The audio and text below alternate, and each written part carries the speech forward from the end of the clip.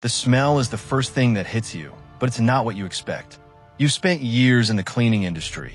You know the scent of poverty, the sharp tang of ammonia, the damp smell of moldy drywall, the greasy heaviness of a kitchen that hasn't seen soap in a decade. But this is different. This is the smell of stagnant wealth. You're standing in the grand foyer of a 50-room glass and steel fortress in the hills of Atherton, California. The air here doesn't move. It hasn't moved in months. It's the scent of high-end HVAC filters that have reached the end of their life, mixed with the faint, metallic ghost of cold electronics and the lingering waxy residue of a $400 diptyque candle that flickered out weeks ago. You look down at your hands. They're gloved in black nitrile, the same gloves you used to wear when you were scrubbing baseboards in Section 8 housing for $60 a room. You remember those days vividly because they're etched into the nerves of your lower back. You remember the satisfaction of watching a chaotic, grease-stained kitchen return to a state of clinical, white-tiled order. You were a cleaner then, a man who removed the evidence of life so the next tenant could pretend the previous one never existed. But today, you aren't here to scrub. You are here to liquidate. You are a luxury estate liquidator. You are the person the banks and the high-end law firms call when a man like Marcus Thorne dies without an heir. Marcus was 44 when his heart decided it had seen enough lines of code and enough stress-induced espressos. He was a pioneer in biometric data, a man whose net worth was estimated at $600 million, and yet he died alone in a master suite that is physically larger than the entire house you grew up in. As you take your first step onto the Italian Calicata marble, the sound of your boots echoes through the 30-foot-high foyer like a gunshot. The silence in this house is heavy. It's a physical pressure on your eardrums. You pull out your tablet. The probate court has authorized a $150,000 clean and clear fee. To most, that sounds like a fortune. To you, it's just the base. The real money is the 15% commission you will take on every asset liquidated through your private network of collectors and auction houses. You look at the living room. Hanging above a fireplace that could fit a small car is a Basquiat. It's been authenticated. It's worth $12 million. Your commission on that single piece of canvas is $1.8 million. Suddenly, the grime of the world doesn't seem so bad. You aren't just removing a mess anymore. You are assigning a price tag to the soul of a dead man's ambition. But before you became the liquidator of Atherton, you had to survive the nightmares that forge a professional. By your second month in this business, you encountered Mrs. Gable. She was your first high-value conflict. Mrs. Gable lived in a sprawling Tudor mansion that looked majestic from the curb, but was internally a tomb of calcified obsession. She didn't hoard trash.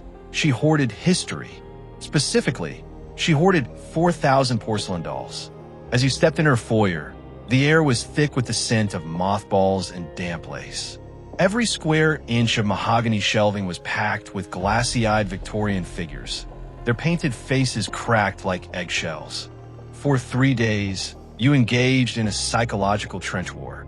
You picked up a doll with a missing arm and a stained silk dress. "This has to go, Mrs. Gable," you said, your voice flat and professional. "No," she shrieked, her voice cracking with a desperation that made your skin crawl. "That was a gift from my aunt in 1974. If you throw it away, you're throwing away her memory. This is what you call the emotional sunk cost." You realized you weren't fighting a mess. You were fighting a human being's refusal to accept the passage of time. You saw the same look in her eyes that you see in the eyes of a gambler at 4 a.m. You decided to use a gambit you'd later call the digital absolution. You pulled out a high-end DSLR camera. You sat Mrs. Gable down and told her, "We aren't destroying the memory. We are liberating it from the weight of the object." You spent 6 hours taking high-resolution, artistic photographs of her 20 favorite dolls. You told her you'd create a custom, leather-bound coffee table book for her, a curated archive. The book would take up 1 inch of space on her shelf. The dolls took up 3 rooms. You looked her in the eye and gave her the ultimatum. Do you want to live in a museum of dead things? Or do you want to have a home where you can breathe again? The battle lasted until 2 a.m. Eventually, the silence of that massive, oppressive house one. She nodded. You spent the next 12 hours hauling 4,000 dolls into an industrial-sized dumpster.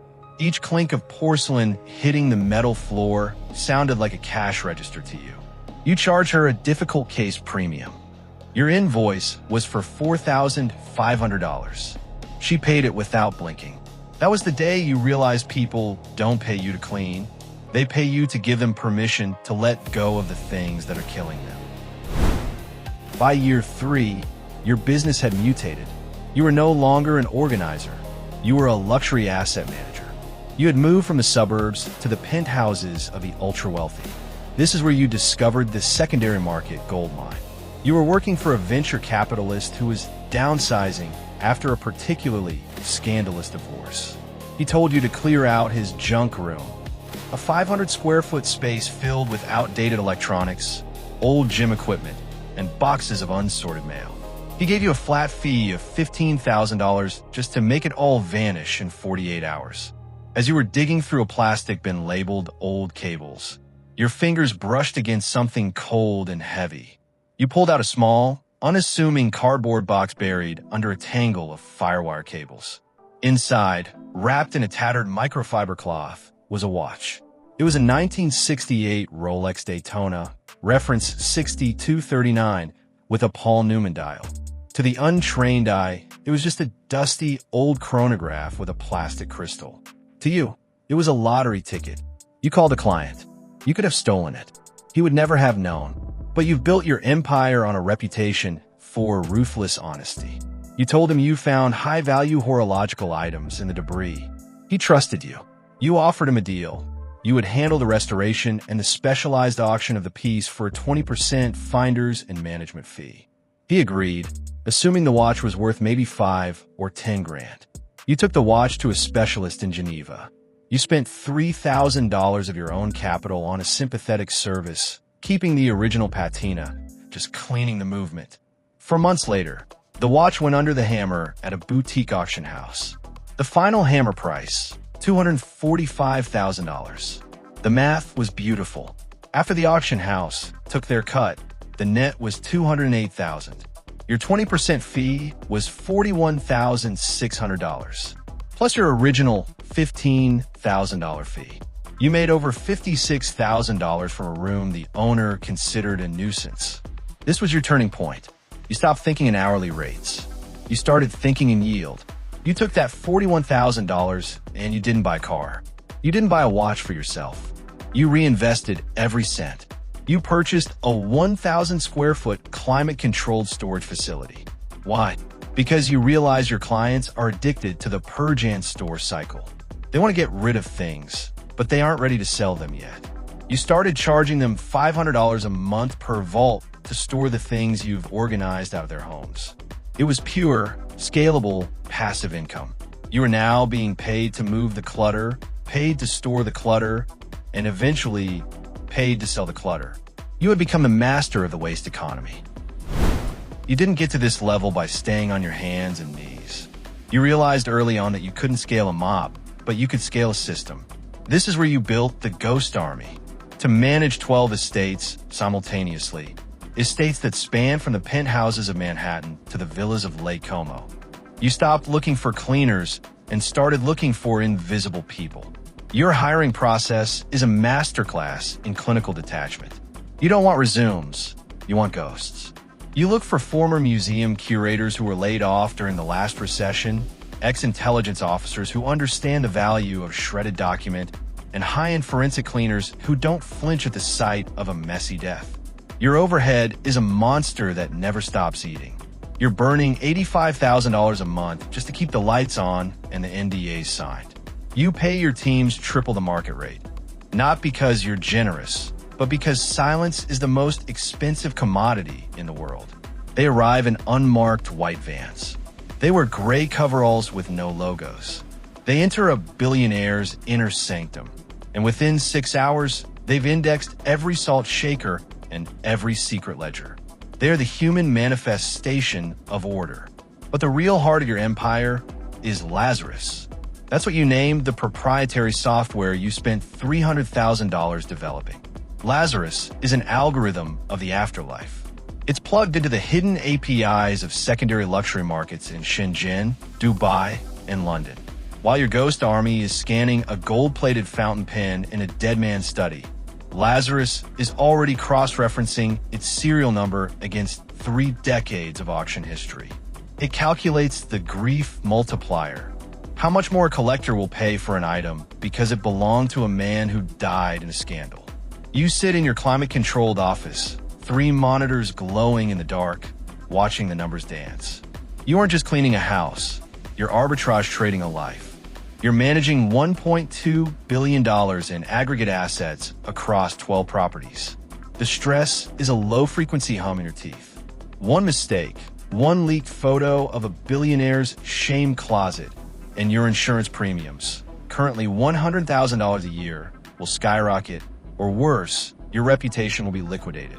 You've moved from the satisfaction of a clean floor to the cold, sterile efficiency of a global supply chain of tragedy. You don't see furniture anymore. You see liquid units. You don't see homes. You see inventory shelves. But even the best algorithm can't price a ghost. That's why, 3 days after finding a hidden pelican case in Marcus Thorne's basement, you find yourself sitting in the shadow bar of the Aman Hotel. This is where the real deals happen, the ones that never see the light of a courtroom or a tax return. The man sitting across from you is known only as the curator. He's a shadow appraiser. He doesn't work for Sotheby's or Christie's. He works for the people who buy the things those houses are too afraid to touch. He's sipping a $300 Japanese whiskey, his eyes as cold as the ice sphere in his glass. You push a high-resolution printout of the prototype's internal schematics across the table. The silence between you is heavy, flavored with the scent of expensive tobacco and the quiet desperation of a man who knows too much. The curator looks at the paper for exactly 4 seconds. He doesn't smile.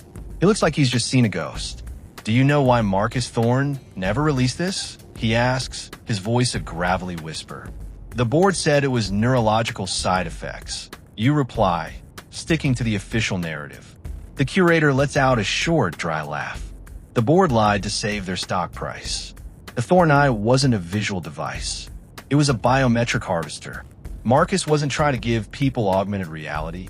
He was trying to map the subconscious. This device didn't just project images. It recorded the user's synaptic responses to stimuli.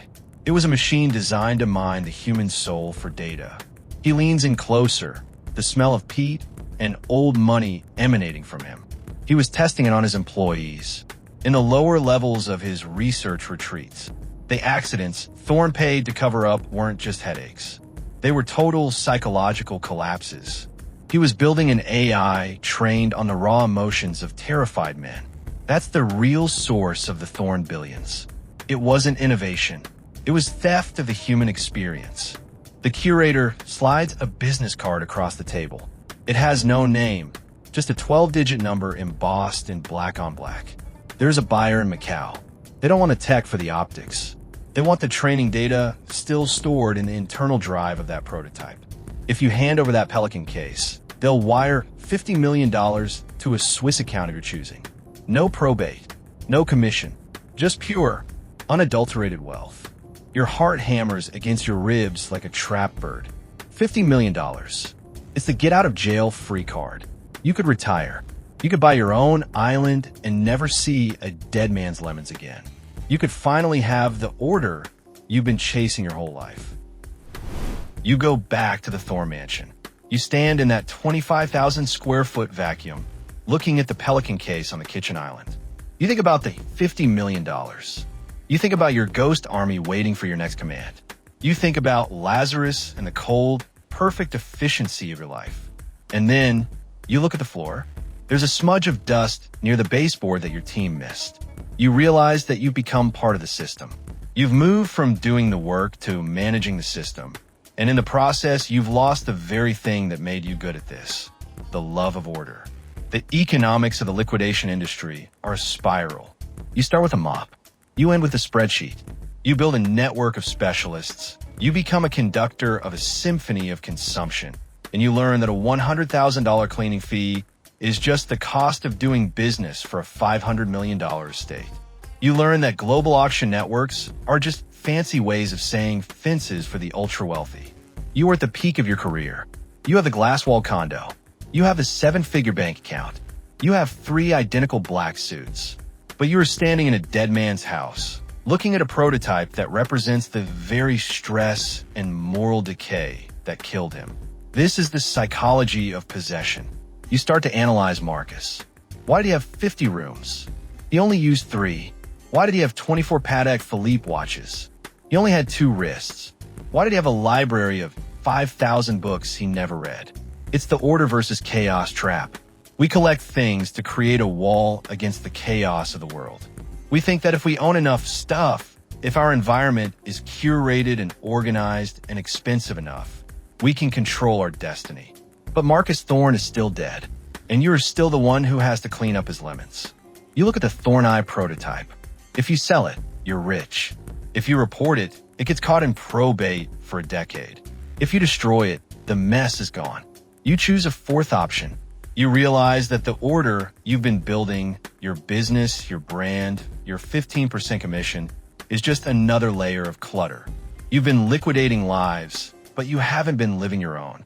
You spend the next 3 days doing something you haven't done in years. You put down the tablet. You pick up a microfiber cloth and a bottle of pH-neutral stone cleaner. You start on the top floor. You clean every inch of that 25,000 square foot mansion yourself. Not for the estate, not for the money. You do it for the silence. You vacuum the deep pile silk rugs until the lines are perfectly straight. You restore order to the chaos. And as the house begins to sparkle, as the stagnant well smell is replaced by the crisp, clean scent of ozone and citrus, you feel the pressure in your eardrums lift. You realize that true wealth isn't the commission. It's the ability to walk away from a mess. The final crisis isn't a market crash or a lawsuit. It's a phone call from your sister. She's moving. She asks if you can come over and help her pack. You walk into her house, a small, messy, chaotic home in the suburbs.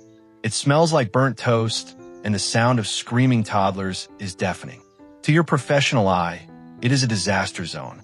You feel the familiar itch in your palms. You want to reach for a heavy-duty trash bag. You want to fix her. You start curating. You grab a cracked, ugly ceramic mug from the counter, a piece of junk that would never pass your system. This is trash, you say, your voice cold and efficient. It's taking up prime real estate on your counter. It's an obstacle to your morning workflow. She stops you. She takes the mug back, her eyes softening as she looks at the lopsided "I love mommy" painted on the side in faded blue. "Don't touch that," she says, smiling. "That's my favorite part of the morning. It's not an obstacle. It's the reason I do the work." In that moment, the system breaks. You look at your sister, stressed, tired, and surrounded by clutter, and you realize she is infinitely richer than you are. She has ghosts, but they are ghosts of love.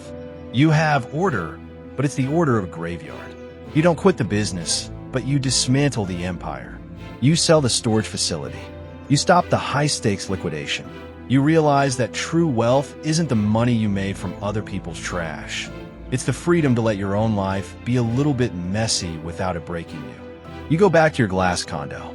You take a single, dusty photograph of yourself from a decade ago, covered in grime, laughing, holding a trash bag in a basement.